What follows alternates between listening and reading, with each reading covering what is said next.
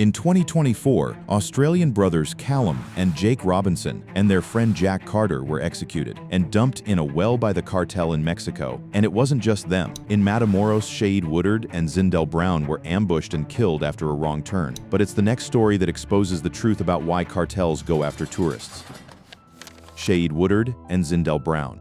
On the 3rd of March 2023, 4 friends from South Carolina crossed the International Bridge at Brownsville and drove their white minivan into Matamoros, in the Mexican state of Tamaulipas. The reason for the trip was ordinary, even mundane, a medical appointment for one member of the group. But Matamoros is not an ordinary city. It is the operational heartland of the Gulf Cartel, a place where rival factions carve up the streets and patrol them with more authority than any police force. Within minutes of entering this fractured landscape, the Americans drifted into the middle of an active turf dispute. Gunmen from the cartel's Scorpions faction opened fire on the minivan, having mistaken its occupants for members of a rival group. The vehicle was riddled in broad daylight, and the travelers were forced from the wreck into a truck and driven to the city's outer fringes. Among them were Shade Woodard and Zindell Brown, 2 men who had carried nothing, threatened no one, and broken no law, now hostages in a war they could not even see. The cartel held the group in a wooden shack, while an international search effort scrambled into motion. When Mexican authorities finally located them days later, the toll was devastating. Woodard and Brown were dead, and a local Mexican woman struck by a stray round had also been killed. The other 2 Americans survived, one of them with a gunshot wound. We're closely following the kidnapping of 4 U.S. citizens in Matamoros on March 3rd. The FBI working very closely with other federal partners and Mexican law enforcement agencies. The slain men were publicly identified in the days that followed, as the frantic search gave way to mourning. Then came the moment that stunned even seasoned cartel watchers. The Scorpions faction issued a written public apology for the killings and surrendered 5 of its own members to the authorities. Callum Robinson. 14 months later, and more than 1,000 miles to the west, the danger resurfaced on the Pacific coast of Baja California. In late April 2024, 3 young men set out on the kind of trip that lives in every surfer's imagination: raw, undeveloped coastline, uncrowded waves, and nights spent camping beneath an open sky near the city of Ensenada. The eldest of them was Callum Robinson, 33, an Australian traveling with his younger brother and an American friend. The group, Callum, his brother Jake, and Jack Carter rode, had come for the surf and the solitude of the peninsula. They were experienced travelers, comfortable in remote places, drawn precisely to the isolation that made the waves so good. But that same isolation was a vulnerability. There were no resort walls here, no security patrols, no neighbors close enough to hear a scream. Only 3 men, their vehicle, and miles of empty terrain in a region where the rule of law phrase the further you drift from the cities. They believed, as so many travelers do, that remoteness was the same thing as safety. I just miss being able to talk to him. I'll read something or hear something, and I just feel like picking my phone up, sending you a message, but I can't do that now. It was not. The threat that found them had nothing to do with drug routes or cartel territory, and everything to do with theft. A group of local men closed in on the campsite with a single objective: to take the traveler's vehicle. The 3 were carjacked at their campsite by attackers intent on robbery. What might have ended as a stolen truck and a frightening story to tell back home instead escalated with horrifying speed. Jake Robinson.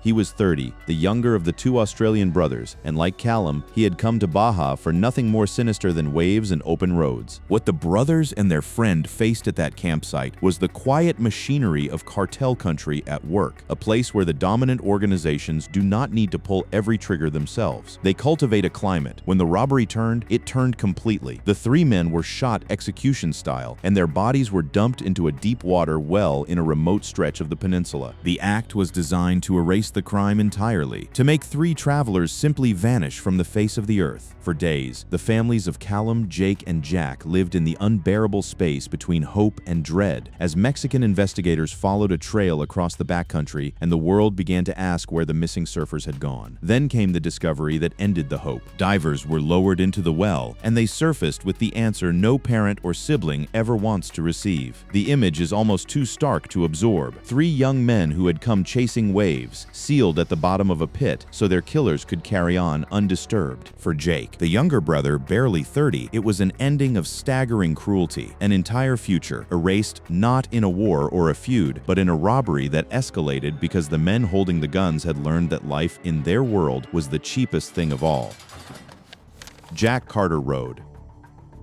The third victim was Jack Carter Road, 30, an American from California and the lone non-Australian in the group, a friend who had joined the brothers for what should have been the trip of a lifetime. His death, alongside theirs, transformed a missing person search into one of the most disturbing crimes of the year and drew the attention of 3 countries at once. For Rhodes' family in California and for the Robinsons in Australia, the weight collapsed into the same nightmare. 3 nations watching a single well in the Mexican desert, hoping against the evidence that the men might still be found alive. The investigation revealed that the slaughter had a spark, and that spark was not random. A woman named Ari Giselle Silva Raya was later sentenced for instigating the robbery that left the 3 surfers dead. She had directed the attackers toward the campsite and the prize she coveted, setting in motion the chain of events that ended in 3 executions. Reporting on the case noted possible ties between the perpetrators and local criminal elements operating in cartel-influenced territory, the low-level ecosystem that festers in the shadow of the major cartels. Justice eventually arrived in a courtroom, but it could not rewrite the lesson carved into the case, the lesson that Jack Carter Road and the Robinson brothers paid for with everything they had. Proximity to that world is itself a danger, and the men who exploit it rarely carry a cartel's name. They are simply its product, raised in the lawlessness it manufactures. That is the quiet horror of the Baja killings. The danger did not arrive as a kingpin or a convoy. It came as ordinary men with a grudge and an opportunity,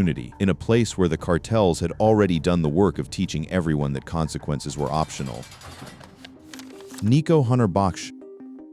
The final chapter moves to the Caribbean side of Mexico, to Tulum, the postcard town of boutique hotels and beach clubs strung along white sand. Here, the victim was not a traveler passing through, but a woman who had chosen Mexico as a refuge. Nico Honarbach, 44, had left Los Angeles for the Cancun area in search of distance from the crime she feared back home. On the 9th of February, 2024, she was at the Mia Beach Club, doing the most innocent thing imaginable, watching the sun sink into the sea with her 2 dogs at her side. It is the very image the entire Riviera Maya is marketed on. Serenity, warmth, escape, but a few feet from where she sat, an entirely different transaction was unfolding. A gunfight broke out between rival drug dealers, one of them Belizean, and Nico was struck and killed by a stray bullet as she watched the sunset. She was not the target. She was not connected to either shooter, nor to the dispute that had brought them together. She was simply the closest body to a feud she never saw coming, a woman who had fled one city's dangers in search of peace, now collateral in another country's drug war. In the aftermath, the official account confirmed the pattern. Quintana Roo authorities tied the shooting to local crime groups embroiled in cartel-linked disputes, the same machinery that has turned stretches of the Riviera Maya into flashpoints. Beneath the curated calm of the beach clubs, street-level dealers fight for the right to sell to a constant stream of visitors, and those territorial wars are financed and armed from far higher up the chain. The tourist is never the objective. The tourist is the unlucky witness, the wrong table, the wrong sunset, the person who simply happened to be standing where the bullets came to rest. Nico Honarbach had done what countless others do every year, chosen a beautiful place to begin again. Her death is the clearest reminder in this entire list that on the Riviera Maya, the distance between the postcard and the crime scene can be just a few feet of sand crossed in the time it takes to fire a single shot. Step back from the grief and the geography, and these 5 deaths resolve into 3 mechanisms. There is mistaken identity, as in Matamoros, where a wrong turn made tourists look like enemy gunmen. There is opportunistic robbery, as in Baja California, where a carjacking hardened into triple execution. And there is crossfire, as in Tulum, where a bullet meant for a rival found a woman watching the sea. In none of these cases did a cartel set out to murder a tourist. Cartels rarely target visitors deliberately, because doing so harms their interests. The deaths come instead from spillover violence. Thanks for watching. Check out other cards on the screen.